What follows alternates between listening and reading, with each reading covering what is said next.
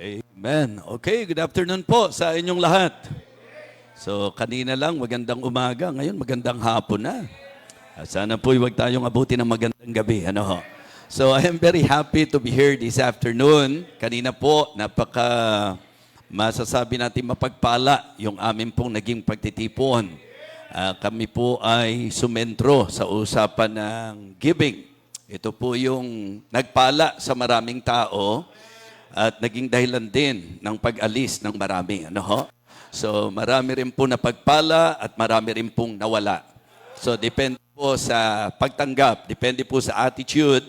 But I believe ang isang tunay na mananampalataya, aware po sila na talagang ang Biblia mula pa sa kauna-unahang taong kanyang nilikha hanggang sa panahon natin ngayon, talagang may maliwanag na turo ang Bible tungkol po sa giving. Ito po ay sensitive na usapan pero scriptural. Ito po ay sensitive, scriptural, and sacred topic. Sapagkat ang pinag-uusapan nating bigayan ay hindi basta pagbibigay, kundi makabuluhan at pagbibigay na may kaugnayan tungkol sa mga bagay ng kabanalan, sa mga bagay po ng Diyos. Now, na-request po ni Pastor na yung pong idea. Kasi kadalasan po, mga kapatid, ang usapan po ng commitment, katulad ho nung campaign natin kanina, kung kayo po ay observant, mapapansin nyo po, wala po tayong pressure. Kasi we do not believe doon po sa pressure giving. Ang paniniwala po natin, ang magandang giving po ay pleasure giving. Hindi ba yung magbibigay ka at sasabihin mo, because I was pressured to give. Sana po, sasabihin natin, it's my pleasure to give. Kaya wala pong pilitan kanina, napakagaan po ng ating pong naging campaign at lumagpas po doon sa target. Actually po, I do not have any idea about their project. I do not have any idea about their target and goal. Pero along my preaching, in fact, before akong tumayo, nabanggit lang po ni Pastor na talagang ang kanila pong nais, bigyang pansin ngayon, ay ang pagkaroon po ng tinatawag na solar panel. Yun po yung pinaka-project nila. Sabi ko, tingin ko, kaya yon. Ang medyo mabigat kapag ang naging project nyo, yung maglagay kayo ng sarili, yung solar system. Ano po? So, yun yung medyo magiging mabigat na project yan. But we are very happy because of the positive response of the people of God. And you know what? Alam nyo po ba, kaya po ako at is mangaral sa church na ito sapagkat isa po ito sa church na nung early years pa lang ng mga fellowship, tayo na po yung magkakasama. In fact, nung hindi pa po sikat ang pastor nyo, yun po madalas po niya akong mapansin. Pero ngayon pong sikat na siya, naiintindihan ko po na talagang medyo hindi na gaanong pinapansin, pero blessing pa rin dahil yung kahit konting pansin lang ng pastor nyo, napakalaking encouragement na sa akin. Kaya ang panalangin ko po, sana madalas niya po akong pansinin. Ano po? Ako naman po, kung at least, di ba? Yung iba po, pagka nag-iimbita sa akin, siguro po mga months, years, nagpapaano na po yan, lalo na yun sa every year. Pero sa kanya po, kahit weeks lang, nagagawan po natin ng paraan. At ang simpleng bagay na gusto kong sabihin sa inyo, para maramdaman yung baliwala sa akin tong church na ito, ilang beses po kami nagbago ng schedule, hindi po ba bawat po niyan, may schedule na po kami? Nagawan po ng paraan. To the point na pati anniversary ng gawain namin, naging Sabado, mga kapatid. Naging Sabado po ang aming celebration. Pero ang totoo niyan, hindi si Pastor Dave ang malakas sa akin, si Ma'am Ethel. Yun talagang po niyan. Kasi kung sa buhay na ito, kay Pastor Dave lang ako aasa, napakalaking bagay sapagkat siya po ang isa sa napaka-genuine friend na meron po ako sa ministry, and I really appreciate him, his humility. Talagang yung sincerity pagdating sa ministry, yun ang dahilan kung bakit kahit matagal kaming hindi magkita, hindi magkausap, dahil nga po, syempre po, may direksyon ng Panginoon sa bawat ministeryo, pero hindi ko naramdaman na kahit konti nabawasan at nagbago yung amin pong pagiging magkaibigan. Kaya masayang-masaya po ako ngayong hapong ito. Now, ang pagtitipon po natin ngayon is about shepherd and sheep relationship. Okay? So, doon po sa usapan ng commitment kanina, ang sabi ko po kay kay Deacon Manoy, ang sabi ko sa kanya, Deacon, ang maganda lang lagi, ma-remind ang bawat mga members na kapag tayo gumawa ng commitment, hindi po ito para ipakita lang na tayo po ay nag-commit. Sa amin po, ang naging practice namin, hanggat maaari po, once na ikaw ay naglista po at nagpatala dyan, good as cash po yan. Ibig sabihin, kinakount na po talaga yan. Kasi hindi ka naman obligado. Kaya kung hindi, better not to make a commitment. Pero kung talagang ikaw ay kumbinsido and from your heart, you really want to do that, tandaan po natin, binibilang na po yan. Para doon sa kung ano talaga yung dapat i-accomplish. Kaya ang sabi ko, ang dapat po sa usapan ng commitment, pray for your commitment and make sure that you will prioritize your commitment. Tatandaan nyo po na hindi tayo sa tao nag-commit.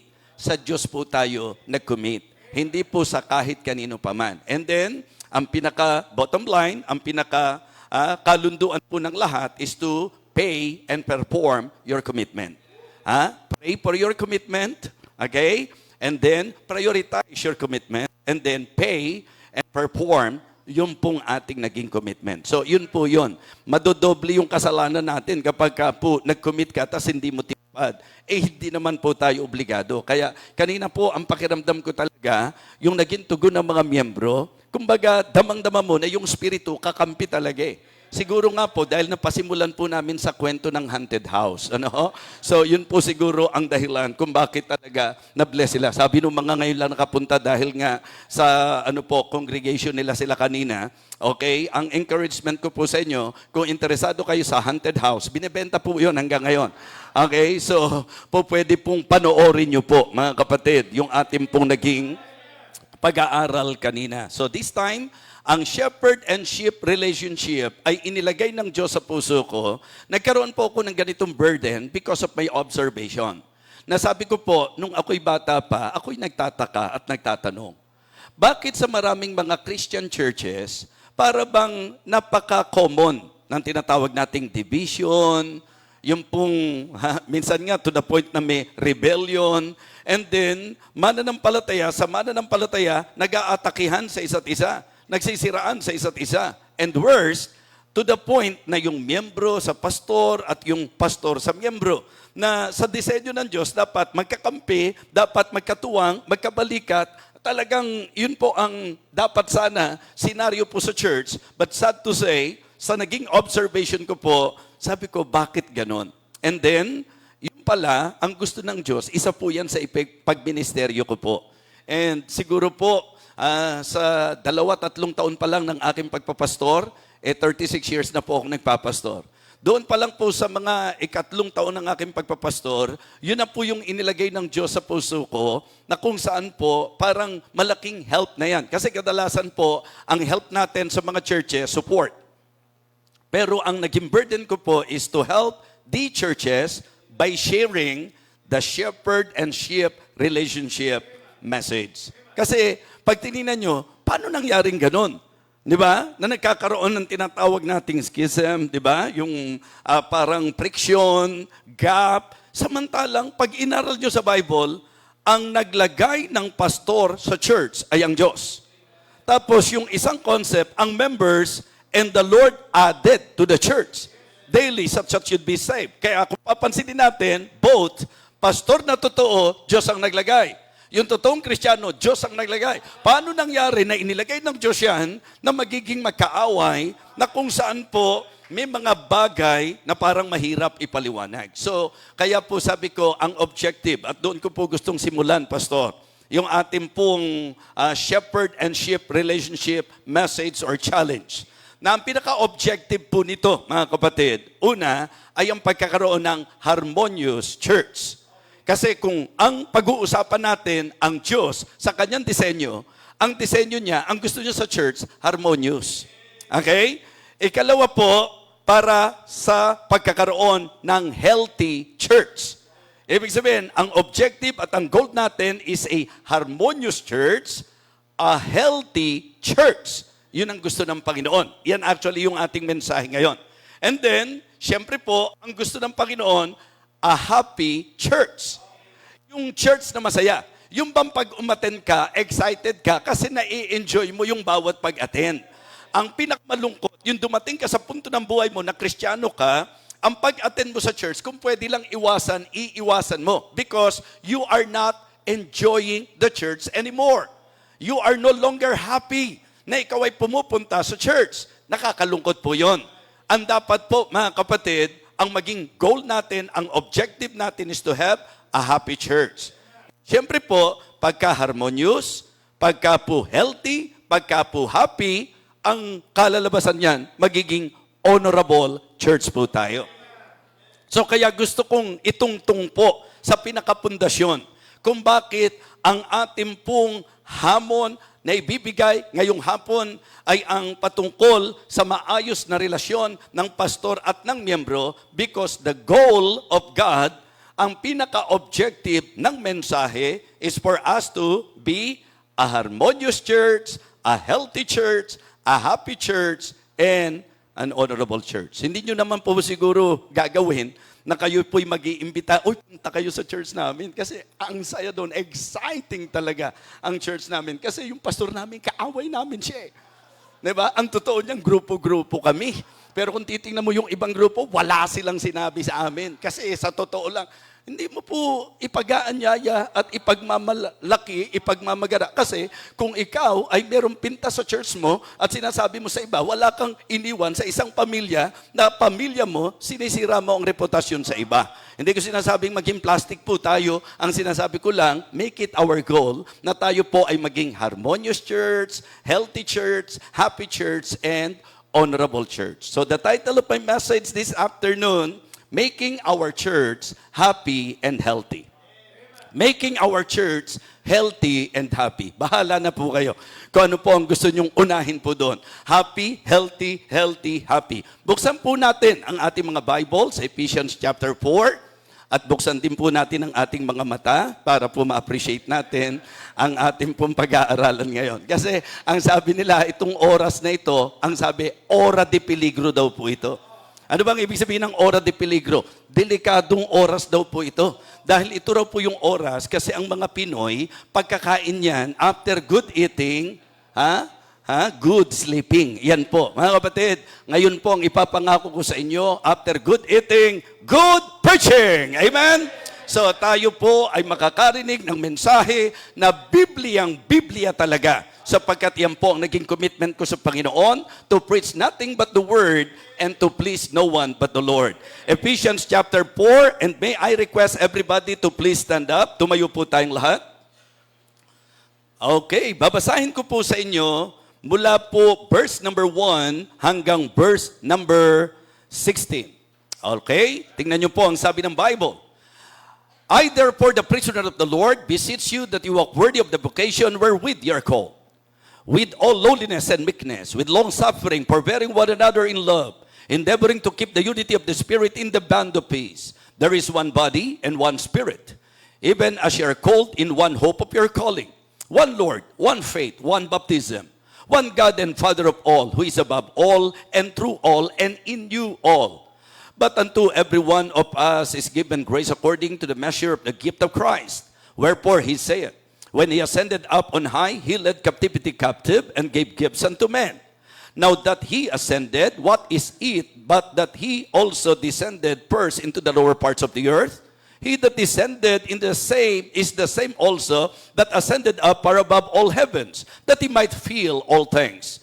And he gave some apostles, and some prophets, and some evangelists, and some pastors and teachers, for the perfecting of the saints, for the work of the ministry, for the edifying of the body of Christ, till we all come in the unity of the faith and of the knowledge of the Son of God, unto a perfect man, unto the measure of the stature of the fullness of Christ, that we henceforth be no more children, tossed to and fro, and carried about with every wind of doctrine, by the sleight of men, and cunning craftiness whereby they lie in wait to deceive. But speaking the truth in love may grow up unto him in all things, which is the head, even Christ. from whom the whole body fitly joined together and compacted by that which every joint supplieth, according to the effectual working in the measure of every part, maketh increase of the body unto the edifying of itself in love. Again, the title of my message this afternoon, Making Our Church Healthy and Happy. Let us go to the Lord in prayer. Our gracious, loving Father, we would like to again thank you and praise you for this wonderful afternoon. Thank you for making this gathering possible. I know that it is really your will na ang bawat isa po sa amin ay maaralan, makapakinig po ng katuruan mula sa iyong salita patungkol po sa isang maganda, sa isang masaya at malusog na iglesia, Panginoon. I pray, O Father, that you will again empower your humble servant. Alam mo po, dakilang Diyos, na lagi ko pong kinikilala na kung wala ka, wala po ako magagawa. So please, Lord, fill me with your Holy Spirit, O God. Give me wisdom, guide me. Ilagay mo po sa aking mga labi ang mga salita na dapat ko pong sabihin at bigyan mo po ang bawat isa ng hindi lamang bukas na pandinig, kundi bukas na pag-iisip at bukas na puso sa pagtanggap ng katotohanan at katuruan mula sa iyo pong banal na salita. Sa iyo ko po ipinagkakatiwala ang bawat isa, maging ang aking pong sarili. Thank you so much, Heavenly Father. May you bless this gathering for your glory and for your honor. For all of these things I ask and pray in Christ's most precious name. Amen. Amen. You may now be seated. Upo na po tayo. Okay. So, sa ating pong magiging pagtalakay ngayon, mga kapatid, isang bagay po na ma-observe natin kay Apostle Paul. Kasi po, ang majority ng aklat sa New Testament, isinulat po yan ni Apostle Paul. At doon po sa kanyang mga panulat, ang isa sa marami pong sulat ni Apostol Pablo ay para sa mga local churches. Opo, kaya ang tawag po ng mga nag-aaral doon, church epistles. Mga sulat ni Pablo sa mga iglesia po. Meron po tayong ilang mga example na makikita na hindi po natin gugustuhin na maging ganun po ang ating church, ang ating kalipunan. Ang sinasabi ko po ay ang church sa Corinth.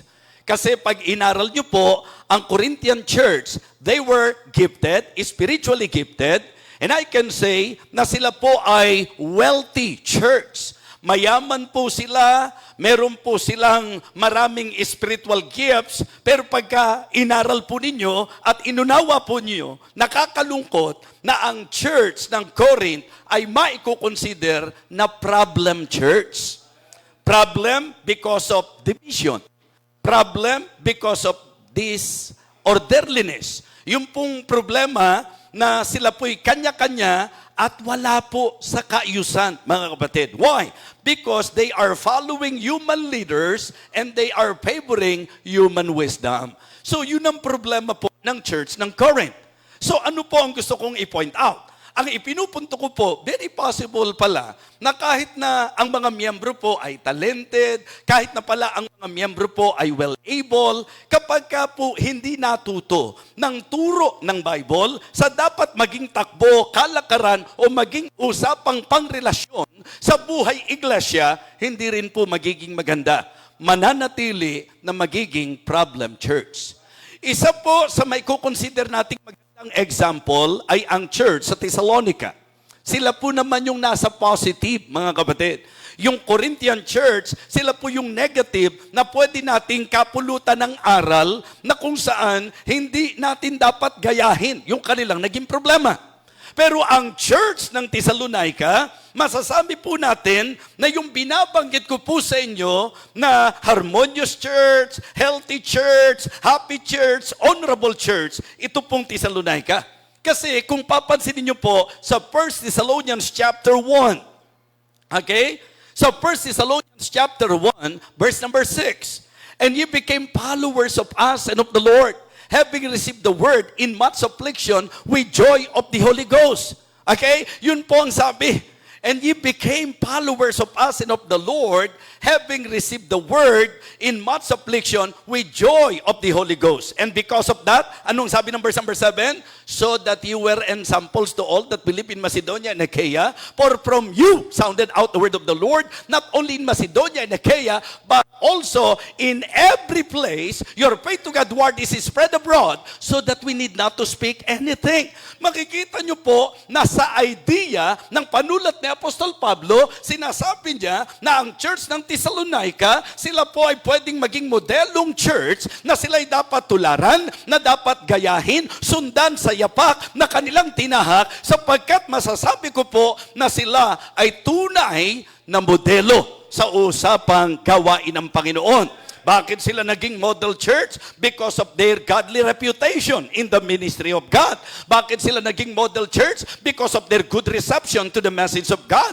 Bakit po sila naging model church? Because of their great regard to the man of God. Sa bawat aspeto ng kanilang buhay bilang Kristiyano, sa usaping ministeryo, mga kapatid, ihemplo sila. Sa usapang mensahe at pagtrato sa salita ng Diyos, I can say, ihemplo po sila. Sa usapang man of God, alam nila kung paano magtrato ng lingkod ng Panginoon.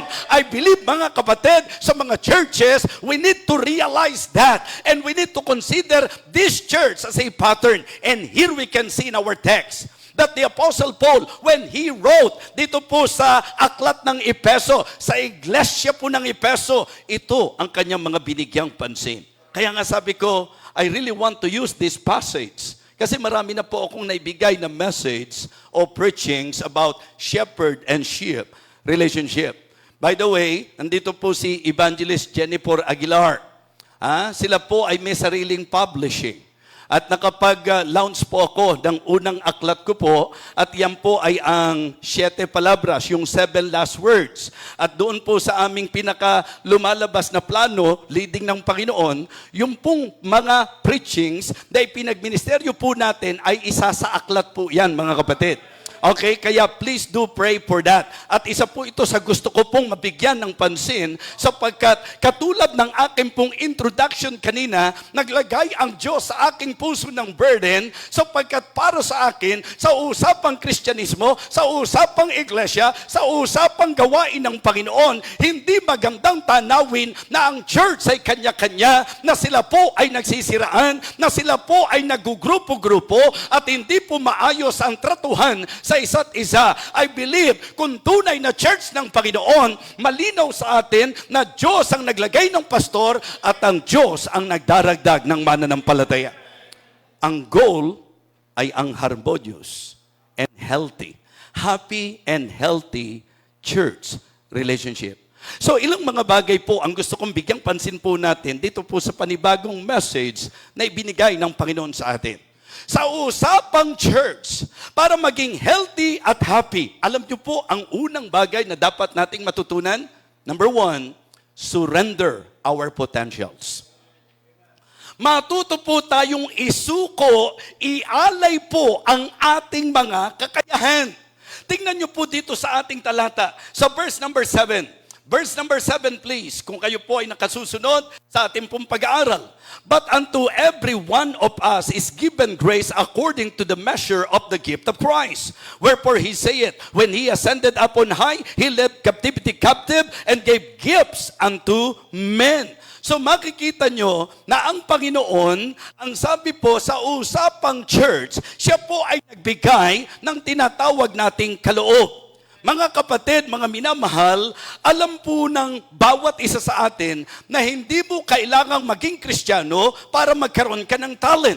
Even the unbelievers, napakarami po ang masasabi nating mga hindi mananampalataya pero talented. Kaya nga merong talentadong Pinoy. Diyan yung makikita yung mga kakaibang talent na meron po ang mga Pilipino. Ang usapang talent, hindi kailangan maging Kristiyano ka dyan. Ang usapang skills, hindi kailangan save ka o Christian ka para magkaroon ka ng kakayahan. Yung usapang abilities, mga kapatid, please, sundan niyo po ito. Ang usapang talents, usapang skills, usapang abilities, hindi kailangan maging Kristiyano ka para magkaroon yan. Maraming unsaved na very talented. Maraming unsaved na skillful. Maraming unsaved na maabilidad. Pero sa usapang spiritual gifts, kailangang ikaw ay Kristiyano. Ang ibig ko pong sabihin, yes, po pwede kang magkaroon ng talent, skills, pwedeng meron kang ability kahit unsaved ka, pero sa usapang spiritual gift, kinakailangan na maging Kristiyano ka. At ito ang dapat maintindihan po ng lahat, na kung talagang saved ka, huwag mong maliitin ang sarili mo.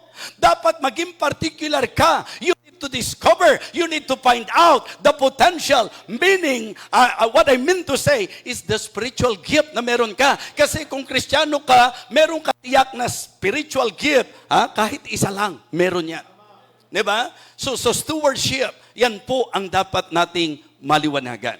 So kaya ang akin pong challenge sa bawat isa sa atin, ngayong hapong ito, sa ikasasaya ng church, sa magiging lakas ng church, let us surrender our potentials. This is about spiritual gifts. Diba? Malinaw na malinaw po dito sa ating talata na meron pong gifts given by God. Meron pong mga kaloob, and our gifts are given, our gifts are guided, and glorifying dapat sa Panginoon. Yan po ang mga spiritual gifts na dapat maging particular at aware po tayo. Meron pong tinatawag na divine provision. Meron pong doctrinal preparation at design purpose. Yan po yung mahalaga na ako bilang Kristiyano, tutuklasin ko. Ano ba ang aking spiritual gifts? And then pag nalaman mo, at dito po, sa usaping Kristiyano, hindi lang spiritual gifts. Dahil saved ka na, yung talent mo, potential mo na yan. Yung skills mo, potential mo na yan. At potential ng church yan. Yung abilities na meron ka. Mga kapatid, imagine, nung ikaw ay masave, meron pang spiritual gifts, samantalang prior to your salvation, mahusay ka ng kumanta, may kakayahan ka ng magturo, magaling ka ng magsalita, at may kakayahan ka sa pagkukumpuni ng mga bagay-bagay sa church. Katulad po ng kung sino nag-design po nito, mga kapatid, napakaganda na makita po natin, usapang talent, usapang skills, usapang abilities, at usapang spiritual gifts, ang kalooban ng Panginoon para maging happy at healthy ang church natin. Let us surrender our potentials. Amen? Gamitin natin. Nakikinig ako kanina kay Deacon Romano. At meron tayong mga bagong nakakasama dito. Ang isa ngayon sa iniisip nila, yung bang idea na maganda na hindi lang masave, kundi magkaroon ng lugar, magkaroon ng pagkakataon, magkaroon ng tinatawag na opportunity and privilege na mag-serve. Let us surrender our potential. Alamin mo kung ano yung kakayahan. Alamin mo kung ano yung spiritual gifts na ibinigay ng Panginoon sa iyo. Yan po ang isa rin sa tinalakay ni Paul when he confronted and rebuked the Corinthian believers, the church at Corinth. Yun po ang niliwanag niya, na ang bawat Kristiyano, ang bawat isa ay merong spiritual gifts. Kung aaralin niyo po, 1 Corinthians chapter 12. In 1 Corinthians chapter 12, yan po ang ipinakita ni Apostol Pablo. Mga kapatid, maniwala po tayo na ang Diyos natin ay Diyos na talagang nagpapala. Amen? Ang Diyos na ating pong pinaglilingkuran, ang Diyos na siyang nagbibigay sa atin ng kakayahan. Dinisenyo po ng Panginoon na ang mga Kristiyano, bigyan niya ng kanya-kanyang kakayahan. Mga kapatid, pansinin niyo po sa usapang potentials. Pare-pareho ba tayo? Hindi po. Meron pong mga kapag ka sumama sa choir, nakagaganda siya kapag ka hindi niya nilalakas ang boses niya. Di ba? Kasi meron po marami ng ganun Yung kaya gumaganda ang choir kasi naririnig yung boses nila. Pero meron ding mga nagpapaganda ng choir kapag ka medyo mahina lang. Naintindihan ko po yung sinasabi ko. Sapagkat nung ako po ay bagong mananampalataya, nung sumali po kami sa choir, 3 po kami na sinabihan ng aming pong choir conductors. Alam nyo, magandang, yung i-express nyo, di ba? Express nyo yung mukha nyo. Tapos yung talagang feel na feel nyo yung song. Pero hanggat maaari, hinaan nyo lang. At alam nyo po ang blessing doon? Pagkatapos po ng choir, at marami pong na-bless, yung choir conductress po namin, asawa po ng pastor namin yan. Okay, congratulations for a job well done. Di ba? Ang laking bagay na hindi mo nilakas yung boses mo. Well, ngayon nagtatawanan tayo. Pero ang totoo niyan, isang bagay po na dapat i-enjoy natin sa buhay natin bilang mananampalataya. Tingnan nyo po, ang usapang talento, magkakaiba tayo. Maging estado ng buhay. Di ba? Sa palagay nyo, pinayaman kayo ng Diyos ng ganun lang? Diba? Yung potensyal na kapag kami project sa church, hindi ba, dapat matuklasan mo. Isa ako sa pinagpala ng Panginoon. Isa ako sa pinagkatiwalaan ng Panginoon. Sa ikasasaya ng church, sa ikalalakas ng church, hindi niya ako pinayaman ng ganun-ganun lang. Hindi niya ako pinagpala para maging sikat. Hindi niya ako pinagpala para maging kilala. Ang gusto ng Diyos sa anumang kakayahan, sa anumang pagpapala, sa anumang ipinagkatiwala niya, matuto ako na ito ay ialay ko sa Kanya. Amen? Yun ang dapat taglay nating isip at puso, mga kapatid. Surrender our potential. Talent man yan, treasure man yan, ano man pong mga kakayahan na ipinagkaloob ng Panginoon sa atin. Ang akin pong nakikita sa usaping healthy church, healthy ang church, kapag ang mga mananampalataya natutong isuko ang kanilang mga kakayahan sa Panginoon. Amen? You know, ang isa po sa ating mga ikinakandak na conference ay ang stewardship conference. And in principle, we are all stewards of God. In reality, walang bagay na meron ka na hindi ka mananagot sa Panginoon. Yes. Hindi ka binigyan ng magandang boses para i-entertain mo ang sanglibutan. Di ba? Kaya hindi ka pang The Voice. Hindi ka pang America's Got Talent. Ikaw ay pang church special number. Malungkot yan. Talented ka nga kung saan-saan mo namang ginagamit. Tama po ba? Pastor, ang galing ko pong kumanta. Kuwang-kuwa ko po yung hawak ko. Ano ba yan?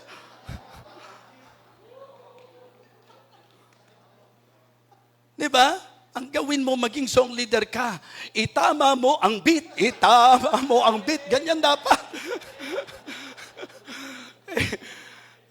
Mga kapatid, unang bagay na gusto kong ipaalala sa inyo, binigyan tayo ng gifts ng Panginoon para ialay natin sa Kanya. Opo, dapat naiintindihan mo yon na kaya ka binigyan ng tinig para gamitin mo sa Kanya. Kaya Kanya pinagpala para ialay mo sa Kanya. Surrender our potentials. Second, let us settle our problems. Diba? Alam nyo, ang isang dapat medyo na-address natin sa mga local churches ay yung mga problema. Okay? Kasi po, ang church, hindi building. Ang church, mga kapatid, it is not a building nor a steeple. The church is the people. At syempre po, dahil tao ang bumubuo ng church, huwag kang magtataka na may problema. Bakit? Kasi lahat ng tao may kanya-kanyang personalidad. Tama po? May kanya-kanyang point of view. May kanya-kanyang preferences. Tama? So yun po, mga kapatid. May kanya-kanyang potential, personalities, perspective, point of view. Magkakaiba po yan. Kaya nga ang magpapaging isa at united sa atin, hindi yung personalidad natin. It is the Spirit of God one faith, one Lord, one Spirit, one baptism ang magiging dahilan para ang magkakaiba ay magkaisa, Espiritu ng Panginoon. Amen? Kaya wag mong ipapangahas at ipipilit yung personalidad mo. Kung ang personalidad mo makakasira, kung ang perspective mo at ang point of view mo ay makakasira, mga kapatid, matuto tayong maging subject sa kung ano po ang leading ng Espiritu ng Panginoon. Amen? Kaya sa church, tandaan nyo po ito. Pagka meron pong mga friction, pagka meron pong contentions, meron pong divisions, nagpapakita po na hindi Diyos ang nasusunod. Di ba? Ang tanong po, kasi kanina, binigyan pansin natin, surrender our potentials. Ang naging sentro natin is about spiritual gifts. Ngayon naman po, dito sa settle our problems, ang kailangan naman natin dito is spiritual growth. Diba? Yung paglago ang magpapaging dahilan para ako at ikaw, masettle natin yung mga problema. Diba? Ang sabi nga po niya, that we henceforth be no more children. Immaturity po yun, mga kapatid. Kaya kadalasan, yun po ang nagiging problema, yung immaturity. Ngayon, alam po natin na dapat sa Kristiyano nag-grow. Alam natin na dapat sa Kristiyano nagmamature. Yan po ang sabi. Balikan niyo po ang sinabi ng verse number 11. Verse number 11. Ang sabi po, and He gave some apostles, and some prophets, and some evangelists, and some pastors and teachers. Para ano daw po? Sa anong layunin? Bakit daw po nagbigay ng pastor? Hindi para awayin mo, hindi para pintasan mo, at hindi rin para magmagaling ang pastor, mga kapatid. Kaya nagbigay ng pastor o tagapanguna sa church. Ang sabi ng verse number 12, for the perfecting of the saints. The word perfecting means maturing. For the maturity, for the maturing of the saints. Praise God! Meron tayong pastor. Amen? Disadvantage sa isang Kristiyano na malayo siya sa kanyang pastor. Disadvantage sa young people na ilag at iwas siya sa kanyang pastor. Sayang! Binigyan ka ng pastor to guide you. Binigyan ka ng pastor to guard you. Binigyan ka ng Diyos ang pastor to help you grow sa iyong spiritual life. And He gave some apostles and some prophets and some evangelists, pastors and teachers. Verse number 12, for the perfecting of the saints, for the work of the ministry, for the edifying of the body of Christ. Ang gusto ng Panginoon, maging healthy ang church. Ang gusto ng Panginoon, maganda ang relasyon sa church. Ang gusto ng Panginoon, nag-grow ang mga mananampalataya. At yan ay pinatunayan ng Diyos na dahil gusto niyang mag-grow ang church, mga kapatid, nagbigay siya ng pastor. At Shekinah Glory Baptist Church, may additional blessing pa kayo. Hindi lang kayo binigyan ng pastor, binigyan kayo ng gwapong pastor. Tandaan niyo po, sinabi ko sa inyo kanina, kaibigan ko po siya. Kaya maintindihan niyo po kung bakit ganun ang sinasabi ko. Kaibigan ko po siya. Mga kapatid, yun po ang nakakalungkot ng katotohanan.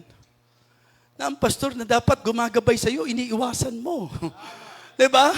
Minsan pinagtataguan mo pa.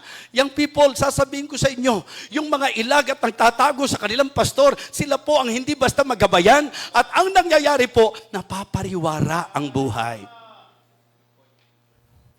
Spiritual growth. Interesado ba kayong alamin kung ano mga masasabi nating sa reality, problema ng maraming churches? Number 1, the sense of entitlement. Opo, maraming mga mananampalataya, pag nabigyan ng posisyon, parang iyon na po ang diin ng kanyang buhay. Ako ang preacher ng church, ako ang diakono ng church, ako ang leader ng church, ako ang leader ng ladies, ako ang, di ba? Mga kapatid, hindi ka binigyan ng posisyon for entitlement. In fact, we can serve God na kahit wala tayong posisyon. Di ba? Mga kapatid, sa totoo lang, lahat naman tayo may posisyon. At ang pinakalaban lang sa posisyon, alam nyo ang tawag sa laban sa posisyon? Oposisyon. Di ba? Kita nyo? Di ba? Kapag ikaw ay laban sa posisyon, ang tawag sa iyo, oposisyon. Mga kapatid, pagka naman hindi ka mapigil, posesyon. Di ba? Napoposesyon, mga kapatid. Iyon naman ang problema dyan.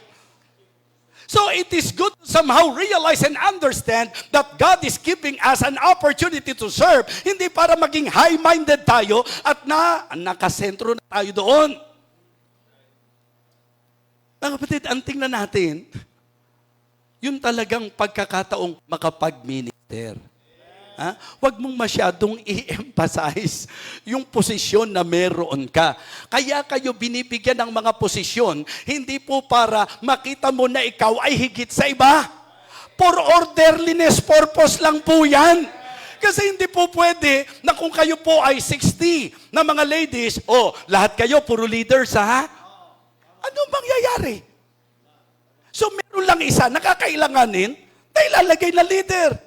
Pero hindi ibig sabihin, pag ikaw naman nilagay na leader, huwag mo namang isipin kaya ikaw ang nilagay dahil ikaw ang pinakamagaling. Ha? Lalo naman huwag mo isipin dahil ikaw ang pinakamaganda. Parang walang kumibo doon. Lagi niyong isasaksak sa isip ninyo, katulad naming pastor, hindi naman kami pastor dahil mas magaling kami sa iba Hindi naman kami kaya pastor dahil matalino kami. Hindi ba niliwanag ko naman sa inyo na ako po talaga, kung ang magiging batayan ako, as in ako, wala akong makita na kahit konting dahilan na para ang katulad ko na isang aba at isang pobreng gwapo lamang ay ilalagay. Tulad niyan, baka may opposition sa sinasabi ko, ha? Joke lang naman yun. Pero hindi joke na ang paniniwala ko po sa katotohanan, I am completely nothing. Nothing. Nothing, mga kapatid. As in, wala talaga Personality, tingnan nyo naman. Diba? Sabi ko nga noon, nangangarap ako, paglaki ko, gusto ko maging abogado. Ang problema, yung paglaki pa lang hindi natupad. Maging abogado pa kaya? Talino? Maniwala kayo sa akin mga kapatid. Nabuhay ako sa sagot ng mga kaklase ko. Pero sa college, hindi mo na basta po pwedeng gawin yun Pero nabuhay po ako. Sila dahil matalino. Ako matalinaw. Pero ngayon, nagsuffer na ako. Mga kapatid, lumabo na rin. Ha? Kasi yung mga kaklase ko, dahil pinagagana nila ang utak nila, medyo talagang masakit din sa ulo yan. Ako rin po, sakit din sa utak. Yung kapag ka nangungopya ka ng hindi diretso. Yung talagang, alam nyo yun? Ang sakit din pala sa ulo ng ganon. Diba? Minsan sasabihan mo pa siya, next time, yung sagot mo, wag mo na akong pahirapan. Diba? Pero lagi ko pong binabanggit, yung mga kaklase ko, pag nakikita kami, kasi alam niyo po, ibang klase ko makisama. Ang mga kaibigan ko po, kumbaga sa basketball, yung first five. Anong first five? Mga kapatid, yung valedictorian, yung salutatorian, pati first, second, hanggang third honorable mention, we are very close. And they are very happy because meron silang kaibigan na tuwing may exam, nagpapaalala sa kanila. Mag-review kayong mabuti, ha? Yes. Kasi isipin nyo kung di sila magre-review, paano na ako? Ano na mangyayari sa buhay ko, mga kapatid? Kasi may story behind that. Ako po'y nasa private school. Pero ang nangyari po, pinersonal po kami. Noong pong nasa administration, because nagkaroon sila ng conflict ng uncle ko po, kaya sa kalagitnaan ng sinipa ako. Hindi ako kinik out dahil may kaso or nagka-diferensya po sila ng uncle ko, and because of that, pinersonal po hanggang sa ako po ay nagkaroon ng problema. Dahil lang po sa lakas ng tatay ko, kaya po ako, sa kabila nung ongoing na po ang klase, mga kapatid, naipasok pa rin po ako. Pero dahil public na po yung napuntahan ko, yes, hindi ko ikinahiya. Galing ako sa public school. Opo. Pero dahil ang mentality ko mali, na kapag ka-public school, walang kwenta. Yan po yung mentality ko. I believe marami sa inyo, nakarinig din ng ganyan. Ay, public school lang ang pinag-aralan niya. And because of that, hindi na ako naging motivated mag-aral. Lalo na, may mga kaklase naman ako na nandyan sila, mga kapatid. Ha? Importante yan sa akin noon. Pero alam niyo po, after that, nung nasa first year college actually, hindi ko alam, natatawagin ako ng Panginoon eh. Hindi ko alam na yung katulad ko, tatawagin ng Diyos. Ang tanong mo dyan, ako? Anong gagawin ko dyan? Naku, maniwala kayo. Nung nagkaroon po kami ng diagnostic test, mga kapatid, sa ACE, grabe po. First year college na ako. Alam niyo ang level ko? Grade 5. Sa English. Pero na-encourage naman ako. Dahil yung ibang mga workers, ganun din naman. Diba? Ibig sabihin, hindi nagkalayo. Partida sila, nag-aral talaga sila. Ako, nangongopya lang ako noon. Pero, naabot ko yung level nila, mga kapatid. Nasa grade 5 din ako nung time na yon. Kasi yung mga workers noon, pinag-aral din po yung mga paces, mga kapatid, di ba, sa ACE, para medyo mag-advance ng konti. Pero sa totoo lang, sabi ko, ang hirap. ACE, sino dito nag-aaral sa ACE? Alam niyo po yon, yung scoring station? Yung scoring station? Alam niyo po, mga kapatid, pupunta po ako sa scoring station. Kakabisaduhin ko po lahat yan, mga kapatid. Pagkatapos nun, pag-uupo ako, nagamit ko yung aking sharp memory. Pero alam niyong kaibahan, may conviction. Nung unbeliever ako, okay lang. Alam niyo po, kahit walang nakakaalam nun, nababagabag ako. Hindi tama ito na pumasa ko sa hindi maayos na paraan. At dahil gusto kong gawin ng tama, ang laki ng problema ko, mga minamahal. Kasi yung pastor namin, pagka pinamagalitan ka, wagas. Tanggal ang kaluluwa mo. Pagka po kami pinagalitan talaga, di ba yung mga pastors, lalo na yung mga senior pastor, naku, maniwala kayo, pagka pinagalitan kayo, lalo na may mga nakaharap pa dyan, gusto mo sa susunod, nakamaskara ka na eh. Dahil hiyang-hiya ka. Di ba? Pero yun ang paraan nila ng pagdisiplina. Mga kapatid, sabi ko, hindi po pwedeng ganito. Hanggang sa, umangat na yung antas. Bible Institute na po kami that time. Okay? Di siyempre, hindi na-develop sa akin yung attitude or yung habit ng pag-aaral, yung study habit. Wala, tuloy-tuloy lang po ako, mga kapatid. Alam niyo po, talagang dumating ako doon sa time, natapos na sila, ako hindi pa. Sabi ko, ang laki ng utang na loob ko sa persecutor na kapitbahay namin. Dahil sila po ay may components. Alam niyo yun? Di ba? Yung mga dati, yung mga cassette player, sa kanila components, mayaman eh. At ang paborito nilang patugtugin, si Florante, di ba? Si Mike Hanupol, at saka si Freddy Aguilar. Doon ko natutunan yung Christmas song eh, yung Abacada. Abacada, egaha, ilala, di ba? Ganyan. Ang Pasko ay mapit, bagong taon ay magbagong buhay. Kahit hindi Pasko ay magbigayan, dashing to the snow. And once is obviously, doon ko natutunan, Christmas song pala yan. Christmas song pala yun. Mga kapatid, tapos habang nag-e-exam ka, hindi na pwedeng mangungopya bumanat si Mike Hanupol. Paikot-ikot. Papatay. Di ba yung kanta ni Mike Hanupol? Pero ang nakamove sa akin, yung kanta ni Freddy Aguilar. Ang sabi niya ay, Freddy, mag-aral kang mabuti. Kapatid, sabi ko, kala ko, sa preaching lang ako mapepersonal. Pati pala yung persecutor namin, pinersonal ako. Nandun si Brother Boy, nandun si Brother Alex, nandun si Brother Romy, nandun si Brother Ronnie. Akalain nyo, very specific. Ang sabi niya ay, Freddy, mag-aral kang mabuti. Mula noon, ako po ay natutong mag-aral. And I live happily ever after. Mga kapatid, higit sa kakayahan natin, ito yung spiritual growth. Kasi kahit magaling, kapag ka-immature, problema eh. At ang isa sa problema, the sense of entitlement. Yan ang medyo bantayan natin sa church. Huwag tayong ganun. Hindi nakakatulong sa church yon. In fact, hindi nakaka-edify. Kapag ka masyado mong ipinapangahas kung sino ka, kung ano nagawa mo, kung ano ang position mo, sense of entitlement. Second, the sin of envy. Di ba? Isa rin sa nagiging problema sa church. Kaya sabi sa 1 Corinthians chapter 12, hindi dapat nagpapaligsahan yan eh. Di ba? Mga kapatid, ang kalooban ng Panginoon sa magandang relasyon, rejoice with them that do rejoice and weep to them that weep.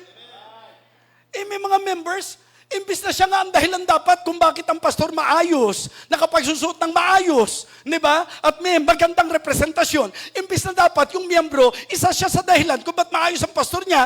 Minsan may mga miyembro na parang negative pa kapag ang pastor niya maganda ang suot, maayos ang sasakyan. Mali po yun. Dapat isa ka nga sa instrumento para maging maayos ang buhay ng pastor mo eh. Bakit? Eh siya inaayos niya ang buhay, pananampalataya mo. Ang buhay spiritual mo. Kaya sa Biblia po, itinuro po yan eh. Na hindi dapat na ang pastor mo, kinaiinggitan mo. Mali po yun. Dapat nga ang pastor mo, binebless mo, binabackup mo, binibuild up mo. Yan ang kalooban ng Panginoon. Di ba? Tingnan niyo po ang sabi ng 1 Corinthians chapter 9 and verse number 7. Who goeth a warfare anytime at his own charges? Who planted a vineyard and eateth not of the fruit thereof? And who feedeth a flock and eateth not of the milk of the flock? Pag tinignan niyo po, ang tamang damdamin sa pastor natin, bilang siya po ang sundalo, dapat bihisan natin siya at armasan natin siya. Tama? Bilang siya po ay, masasabi po natin, na nagtatanim, dapat umani siya sa bunga ng kanyang itinanim.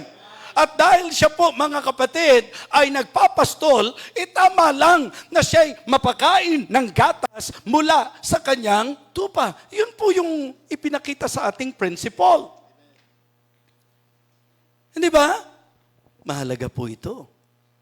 Pero ang problema, hindi lang naman po sa miyembro. Minsan may mga pastor din na kapag ka ang miyembro umaangat ang buhay, naaapektuhan siya. Dapat nga po kaming pastor ang isa sa dahilan kung bakit umaangat ang buhay. Kaya balanse po tayo dito. Ang sheep and shepherd relationship conference ay hindi po ito one-sided. Hindi po ito self-serving. Ito po ay scripture serving. Kung ano yung tinuturo ng Bible. Kaya nga, ang ating pong magandang maintindihan, kung ang pag-uusapan po miyembro, ang kalooban ng Panginoon sa miyembro, let the elders that rule well be counted worthy of double honor, especially them who labor in the word and doctrine. 1 Timothy chapter 5, verse number 17. For the scripture saith, verse 18, thou shalt not muzzle the ox that treadeth out the corn. And the laborer is worthy of his. Amen? So yun ang healthy. Na yung mga miyembro, ang iniisip, maibigay ang tamang suporta sa pastor. Yung pastor naman, hindi ang iniisip kung ano makukuha sa miyembro. Ang iniisip, ano ang magagawa ko bilang pastor sa mga miyembro. Di sundin yung sinabi ng Panginoon, 1 Peter chapter 5 and verse number 2. Feed the flock of God which is among you, taking the oversight thereof, not by constraint, but willingly, not for filthy lucre, but of a ready mind, neither as being Lord over God's heritage, but being example to the flock. Amen? So yun po ang balanse, na dapat yung pastor alam kung ano ang ikabubuti ng miyembro, hindi yung siya pa naiinggit, pambihira mga miyembro ko, mas maganda pa sasakyan sa akin. Ano magagawa mo ko yun ang design ng Panginoon? Ipakita mo sa miyembro na masaya ka sa pagpapala sa buhay nila. Hindi dapat parang ikinalulungkot mo at ang palalabasin mo, ako ang pastor, dapat mas maganda sasakyan ko sa inyo. Hindi tama yan. Hindi totoo yan. Hindi tinuro ng Bible yan. Ang itinuro ng Bible, ang mga miyembro matutong umalalay, umagapay sa pastor. Pero hindi kailangan na ang pinakamaganda sa pastor. Hindi. Don't get me wrong, pastors. I just want to be balanced and biblical. Mga kapatid, alam naman nating may mga miyembro na parang nga maka-attend ng church, nagta-tricycle lang. Yung iba, di padjak lang po, mga kapatid. At yung iba, pumapadjak lang patungo sa church. Di padjak din. Tapos kailangan. Di ba? Ikaw, dapat kapag ka ang miyembro ay nagtitiis, ang pastor, nagtitiis din. Pero kapag ka ang miyembro pinagpapala, dapat naman ang miyembro pinagpapala din. Hindi po magandang takbo ng buhay church na pinagpapala ka, pero ang pastor mo, hirap na hirap pa din sa buhay. Mga kapatid, ang isang problema pa, member sa member. Kasi pagka pinag-usapan ng igit, hindi nyo kayang limitahan ang kayang gawin ng igit at ang kayang gawin ng inggit. Diba? Kaya kapag po pinag-usapan yung relasyon, huwag tayong pintasan. Sabi ko nga, yung word na pintas, sa mga Ilocano lang maganda ang ibig sabihin niya. Diba? Oo, dahil sa Ilocano, ang pintas maganda. Pero kung hindi ka Ilocano, negatibo po yung pintas. At hindi ka nilagay ng Diyos sa church para pintasan mo ang kapatid mo. Sabi nga, sa husgahan, huwag kayong humatol. Kasi para hindi kayo hatulan. Minsan, kaya lang pala namimintas, inggit lang pala. Kaya nung sinasagot, inggit yarn, inggit yarn.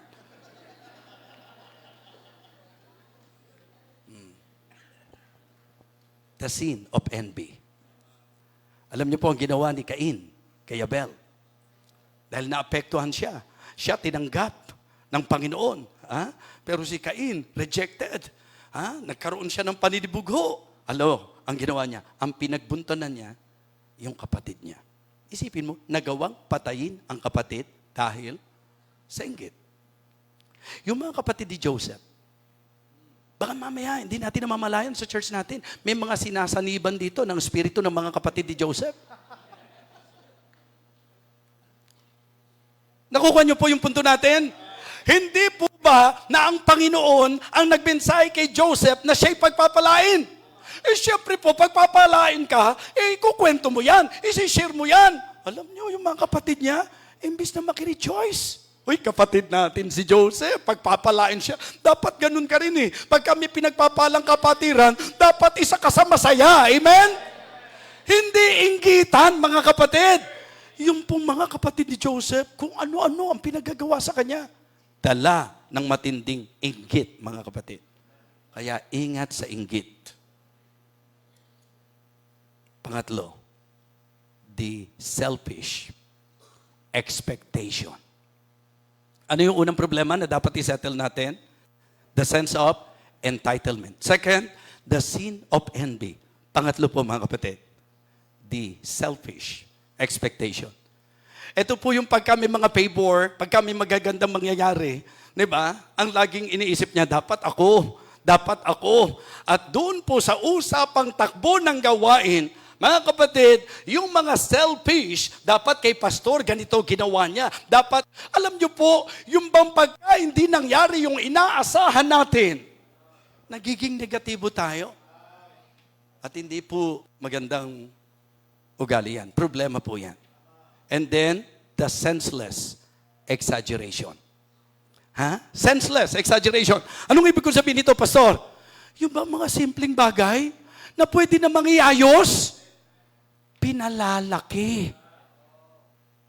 Yung bang idea na kapag ka po meron pong hindi naging magandang nangyari, ang biblical po, kapag ka meron pong diferensya, inaayos po yan. Hindi po pinalalaki yan. Mga kapatid, kaya iwasan po natin ang inggitan ng siraan. Ang sabi nga po sa 1 Corinthians, mga kapatid, na hindi po pwedeng sabihin ni Paa, na hindi niya kailangan si kamay. Hindi kailangan o hindi po pwedeng sabihin ni mata, hindi niya kailangan si bibig. Mga kapatid, isang bagay na magandang maintindihan natin na ang church inilarawan sa body of Christ. At pagka pinag-usapan ng body, hindi lahat, puro kamay. Kasi kung lahat, puro kamay yan, pugita po yan, mga kapatid. Pugita. Hindi rin naman lahat, puro mata. Kasi kung puro mata yan, pinya po yan, mga kapatid, pinya. Hindi rin po lahat, puro bibig. Wala na po ako maisip, mga kapatid. Wala na po ako maisip. Pero simple illustration. Leading sa tamang understanding. Meron po tayong bahagi na dapat gampanan. So, hindi po pwede na sasabihin natin, hindi naman natin kailangan. Paramdam natin sa isa't isa na kailangan natin ng isa't isa. Mga kapatid, para maging happy at healthy ang church natin, number 1, surrender our potentials. This is about spiritual gifts. Okay? Second, settle our problems. This is about spiritual growth na dapat lumalago tayo. Mga kapatid, bawat isa sa atin. Kaya nga sabi po dito sa ating teksto, di po ba? That we henceforth be no more children, tossed to and fro, ang sabi ng verse number 14, and carried about with every wind of doctrine by the sleight of men and cunning craftiness whereby they lie in wait to deceive. But speaking the truth in love may grow up in all things into Him, in all things, which is the head, even Christ. Verse number 16, sabay-sabay. From whom the whole body fitly joined together and compacted by that which every joint supplieth, according to the effectual working in the measure of every part, make it increase of the body unto the edifying of itself in love. Amen? So mga kapatid, dito magandang bigyang pansin po natin yung halaga na para po sa happy and healthy church, magsilago po tayo. Settle the problem of entitlement, envy, expectations, and exaggerations. Yan po ang bagay na dapat maintindihan ng lahat. And then, matapos po na ating mabigyang pansin, yung pong point number 2, sa ating pong last point, para lang po matandaan ninyo, anong first point natin? Surrender our potentials. Second, settle our problems. And then, third, and the last, let us serve our purpose. Serve our purpose. Kung lahat po tayo sang-ayon, sapagkat ang sabi po ng Acts chapter 2 and verse number 47, praising God and having favor with all the people, and the Lord added to the church daily such as should be saved. Mga kapatid, hindi coincidence na dinala ka ng Diyos sa church na kinabibilangan mo. Meron kang purpose. Meron kang part. Meron kang bahagi, mga kapatid. Kaya dito po itinuro nito pong si Apostol Pablo ang patungkol doon sa pagbibigay natin ng ating pong dapat ginagawa bilang Kristiyano. Doon po sa surrender our potentials, ang sinentruhan natin, yung pong spiritual gifts. Doon po sa point number 2, settle our problems, ang sinentruhan po natin is spiritual growth. And then thirdly, serve our purpose. And this is about our sacred goal. Ano po ang ating sagradong mithiin, layunin, desire? So, importante, after finding out and discover our potential, we need to realize that the Lord is actually the one who gave you that gift, and God is also the one who put you in your church. Doon sa church where you belong. Alamin natin, bakit ako nilagay ng Diyos dito sa church? Siguro panggulo. Ang tindi ng goal mo? Ang goal ko, manggolo. Hindi. Kasi ang gusto ng Panginoon, ma-reach natin yung level nung maturity na yung body maging healthy. Para maging healthy yan, dapat mag-function ang lahat ng bahagi. Tama po? Hindi ba nililiwanag ko sa illustration? Wala pong anumang bahagi ng katawan natin na walang purpose. Kaya sabihin na natin, mahirap ka lang. Diba? Sabihin na natin na hindi ganong kalakas ang personality mo. Sabihin na natin na hindi ka ganong kagaling. Okay? Pero kung ikaw ay nilagay ng Diyos sa church, hindi po pwedeng wala kang kwenta at walang kabuluhan. Kaya maling-mali po ang isang church na nangkikriticize at di ba? Nagmamaliit ng kanyang kapwa miyembro. Hindi ngayon malaking bahagi ka ng katawan. Di ba? Isang paulit-ulit na ilustrasyon natin dyan. Yung nag-usap kung sino hero sa katawan. Di ba? So, gumana si utak, gumana si mata, si bibig. Pero alam nyo, sabi ni poet, ako pa hindi po pwede na maging hero sa body. May pinandilatan po ni mata, pinagsalitaan ni bibig, at talagang minaliit ni utak. Wala ka kasing utak. O, edi nagtampo. Sumara. O, utak, ano ka ngayon? Mata, ano ka ngayon? Bibig, ano ka ngayon? At lahat ng bahagi. Mga kapatid, nung sumara si puwet, nang lambot si paan, nang lambot si kamay, nang labo ang paningin at hindi makapag-isip ng mabuti, apektado ang lahat. Kaya ang encouragement ko, kung ikaw man ang puwet sa church na ito,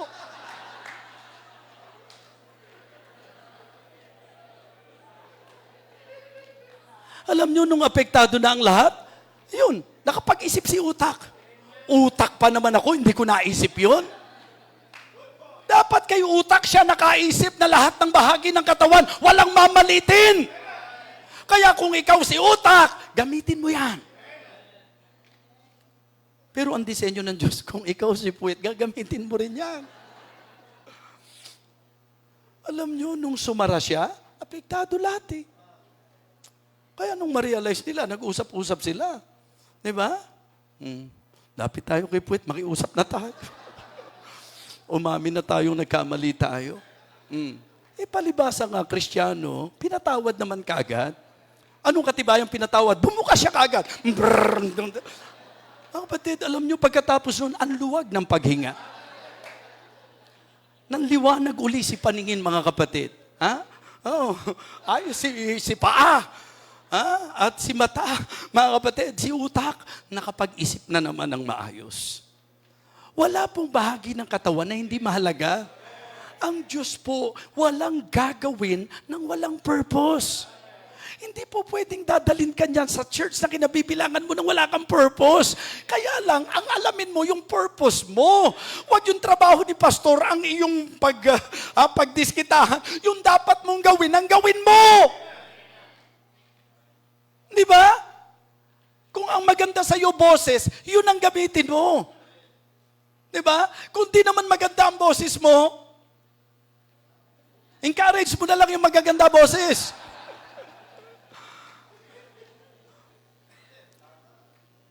Walang pintasan. Madi-discourage ka kasi kapag pinilit mo yung hindi mo bahagi. Diba? Hindi ko sinasabing pag hindi maganda boses, huwag mag-special number. Ang sinasabi ko lang po, kung yung pong hindi ganun kaganda ang boses, nag-special number, edi lalo na ikaw na ang tingin mo, binigyan ka ng Diyos ng magandang boses. Mga kapatid, ako na-realize ko yan, na ang magandang gamit ng boses ko, eto talaga. Diba?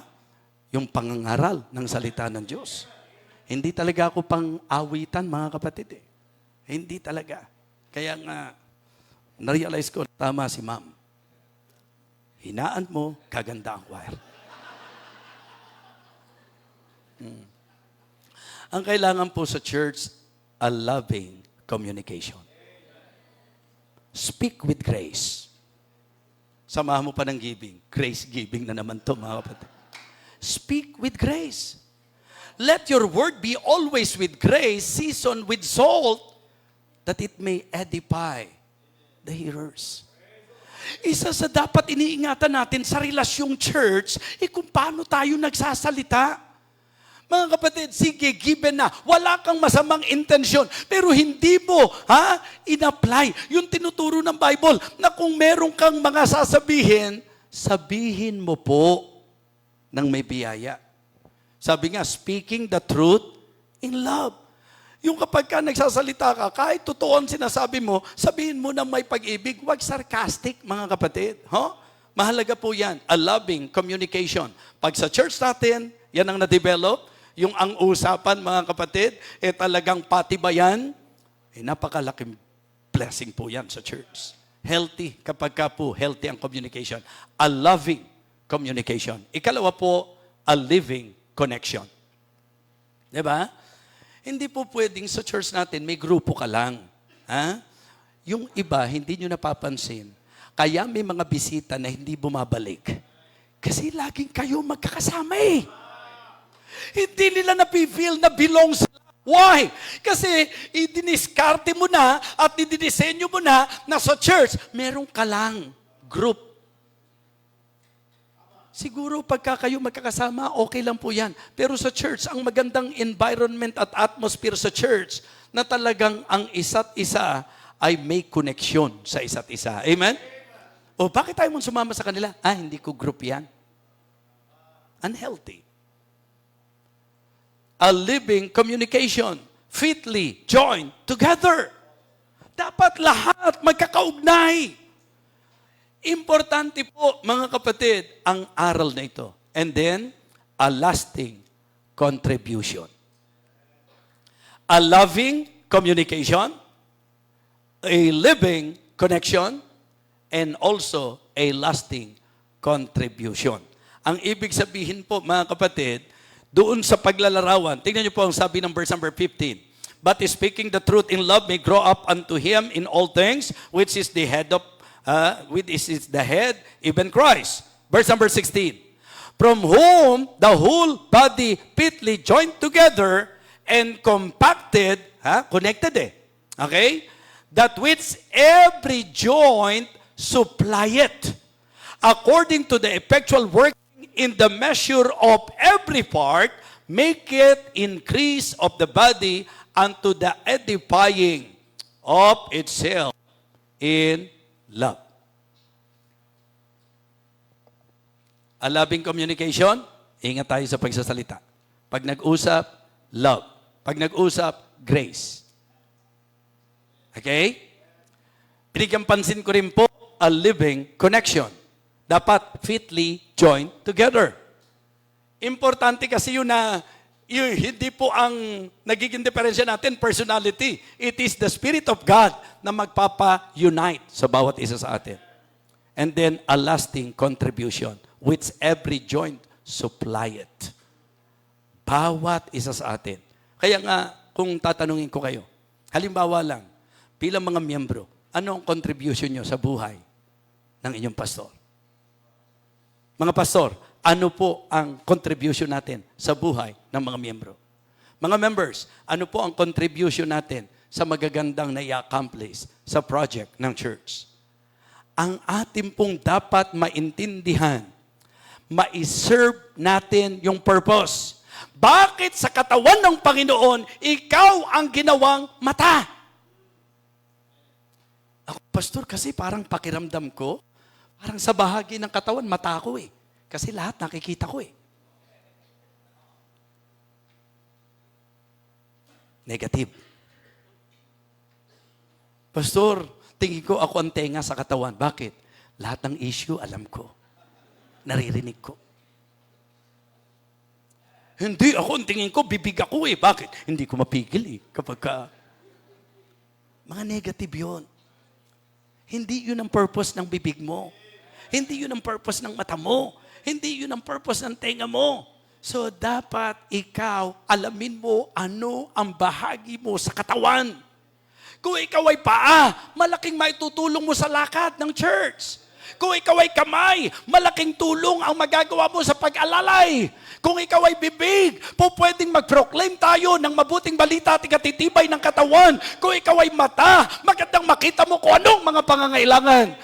Kapatid, napakahalaga po ng ating contribution sa usapan ng gawain ng Panginoon. Making our church healthy and happy. Number 1, surrender our potentials. Number 2, settle our problems. Number 3, serve our purpose. Tatandaan po natin na ang Biblia po, puno ng paalala. Pray for one another. Love one another. Encourage one another. Bear one another's burden. forbearing one another, forgiving one another, exhorting one another. Yan po ang nakalagay sa Biblia. Kaya hindi po tama sa Biblia yung siraan, hindi po tama sa Biblia yung inggitan, hindi po tama sa Biblia ang paligsahan. Ang kalooban ng Panginoon, ang isa't isa ay maging lakas ng isa't isa. Amen? Kaya sa ganitong paraan, marirealize ng members na dapat siya ay maging kalakasan ng gawain ng Panginoon by surrendering our potentials, by settling our problems, and by serving our purpose. Tumayo po tayong lahat.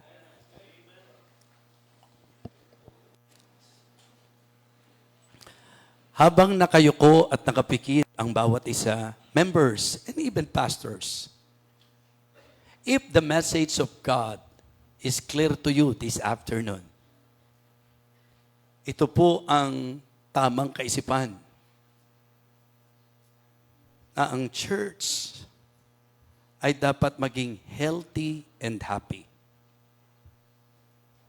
Ang mga puntos po natin ay hindi po mahirap maunawaan. Ang mga talata sa Biblia ang siyang makapangyarihang mensahe na dapat magbigay liwanag sa bawat isa sa atin. Ang church ay church ng Panginoon. At ang church ay tinulad sa katawan na mayroon pong bahagi. Iba't ibang sangkap ng katawan. Ngayong hapong ito, kung ngayon ay atin pong naunawaang higit at mas lalo na sa usaping church, ang dapat ito'y maging healthy and happy. Hindi rin kayo magiging masaya kapag ka ang church magulo. Hindi rin tayo magiging masaya kapag ka may kampi-kampi at grupo-grupo. Hindi rin tayo magiging masaya kapag ka siraan dito, siraan doon. Hindi po tayo magiging masaya pagka tayo po ay parang nasa pakikipagpaligsahan. Ang ikasasaya rin natin kapag ka maganda ang samahan. Kapag ka maganda ang pagtingin ng mga miyembro sa pastor at tama ang trato ng miyembro sa pastor at ganun din naman, dalisay ang puso ng pastor sa miyembro. Kung ang mensahe maliwanag sa iyo, bukas ang altar, dito tayo makipagtagpo sa Diyos. In all honesty, with humility, you come to the altar. Ang message, klarong-klaro po. At ang mensaheng ito ay kumilo sa aking puso. Ako po ay agree sa talagang mensahe, paalala ng Panginoon kung ano dapat ang kanyang church. Dapat maging healthy and happy. Sige po. Ngayon, kung ang pakiramdam nyo, exempted kayo sa message na ito, basta tiyakin nyo lang na yan po ay katanggap-tanggap sa Diyos. Tiyakin nyo lang na totoo sa Diyos yan. Okay? We need to avoid and to settle pala. We need to settle the problems in the church. The problem of entitlement, the problem of envy, the problem of expectation, and the problem of exaggeration. Sa tingin ko po, sa maraming mga churches, applicable to eh. Laging timely tong message na ito. Kasi nga po, ang church ay binubuo ng mga tao na kung hindi mo papaalalahanan, malaki po ang posibilidad na hindi po maging aware sa problema na dapat i-address at iayos. Surrender our potentials. Lapit ka sa harapan, sabihin mo, Panginoon, I am more than willing to surrender my potentials. Ang aking talent, skills, abilities, and spiritual gifts, lahat, maging ang mga pinagkatiwala mo sa akin. Bilang potensyal, gusto kong ialay, isuko ito sa Panginoon. At gusto ko ring ma-serve ang aking purpose. Sige po. Dakilang Diyos. Una, salamat po sa mensahe. Ikalawa, patawad po sa mga pagkukulang. Patawad po sa aming kamalian at mga kasalanan. Panginoon, nakita po namin ang maliwanag na mensahe mo sa bawat isa. And thank you for reminding us this afternoon, Heavenly Father, na ang church ay katawan mo. At ito ay dapat maging healthy. Ito po ay dapat maging happy, Panginoon. And thank you for teaching us this afternoon. Lord, may kababaan ng puso. Nandito po kami upang hilingin sa iyo na kami po'y maging bahagi ng ikalalakas ng gawain. Na kami po'y magkaroon ng maayos na communication at maging connection at contribution sa ministry, Panginoon. Patuloy mo kaming gamitin. Ikaw, dakilang Diyos, ang amin pong nais hilingan. Ang biyaya mo po, dakilang Diyos, ang amin pong kailangan. Lord, you know our hearts.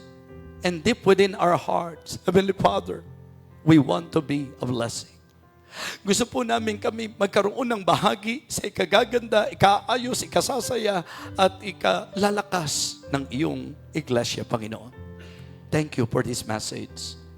Nandito po kami upang ipadama sa iyo na kami po ay handang tumugon sa mensahe na ibinigay mo sa amin ngayong hapong ito.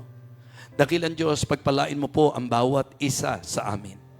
Ikaw, dakilang Diyos, ang patuloy na magpala sa bawat mga mananampalataya. At nawa tunay sa aming puso ang aming paglapit. At ang impact nito ay maramdaman sa church sa pamamagitan po ng aming application. Bless us, O Lord, I pray. For all of these things we ask. In Christ's most precious name. Amen. Amen. Praise the Lord. Purihin po ang Panginoon. Muli po, magandang hapon sa inyong lahat. And God bless us all.